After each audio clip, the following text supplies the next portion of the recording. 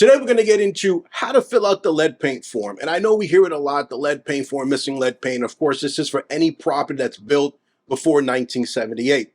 Now, what's the importance of this form? Well, it's required by federal and state law. And if you actually look at the first page of the lead paint transfer notification, right here, you'll actually see a $1,000 state fine and a $10,000 federal fine. Don't have this document included in your file. If they do an audit and you're missing this, this is what you're looking at. Now, I've also been told that it could pertain that $11,000 fine could potentially be per line that's not filled out. So if you go through the document, there's about 7 places we need to fill out. So that could be up to $77,000. So we don't want to see any of that. Let's get into how to fill out the lead paint form. All right, so if you're working with a buyer, chances are you're going to get a form that's filled out like this. And that means that the seller has no knowledge of lead paint, and they're not providing any documents pertaining to lead paint. So this is what you should be seeing when you receive that lead paint document from the listing agent. So as you see here, the seller has no knowledge. This is checked off. That's correct. And the seller has no reports pertaining to lead paint. So that's correct. That's good. You should see that the listing agent initialed the document. It should have the signature of the seller, as well as the signature of the agent and the property address. Now, the property address is very important. If by chance you receive this document and the property address isn't on it, put it in there, fill it out. You can push it back to the listing agent, but by the time you get it back, it's just easier if you put the property address in there. All right, so let's get into what you and your buyer need to fill out so that way this document is filled out correctly and there's no fines. So the first thing we want to fill out is item D, Delta.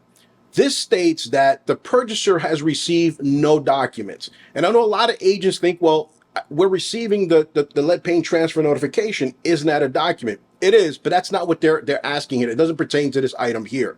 What this pertains to is, did your buyer receive any lead paint inspection reports or any type of testing report or anything like that? Well, the seller said that no, there was no documentation, it had no reports. So in this case, you're going to have your buyer or buyer's initial section D, Delta. Now the next line, Echo E, right?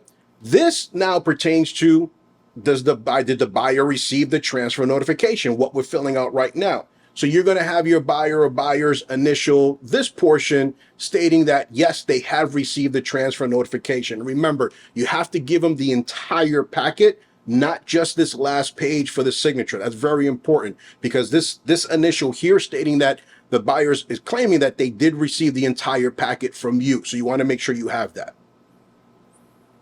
All right, so F. Now, F is a 2-part section. Okay, so what this means that under the law, the buyer has the right to perform a lead paint inspection. The seller can never say that you cannot do a lead paint inspection. By law, the buyer has the right to do it. So here, the buyer's going to make the election. Are they going to do the inspection or are they going to waive the inspection? So what needs to happen here is under F, the buyer or buyers need to initial F, and then they need to check off if they're going to waive it or if they're going to do the inspection. You can't just check it and then leave F uninitialed. It's not in compliance. You can get a fine for that. So make sure that the buyers initial F and then check off one of those boxes what they wish to do. Now H, you're going to initial H. This is a declaration stating that you have told your buyer about the lead paint laws in Massachusetts and also made them aware that if they're buying a property that's built before 1978 and there's a child that's moving in under the age of 6, it is their obligation to either de-lead or bring the property into interim control. Now, I know that might sound like news to a lot of you, like, what is it? Yes, it's been in there forever, but no one really kind of reads it. So now here, make sure you understand that when you initial this, you are declaring that you have told your buyer about the rules of lead paint and what their obligation is once they own the property, and if a child under the age of 6 is actually residing in that property. And then the last step is the signature. So the buyers are going to sign off on the bottom, and then you as the agent are going to sign off as well. Okay, so make sure you have all those lines initialed and checked off. Make sure all the signatures are there, and then you'll be in full compliance with the lead paint form.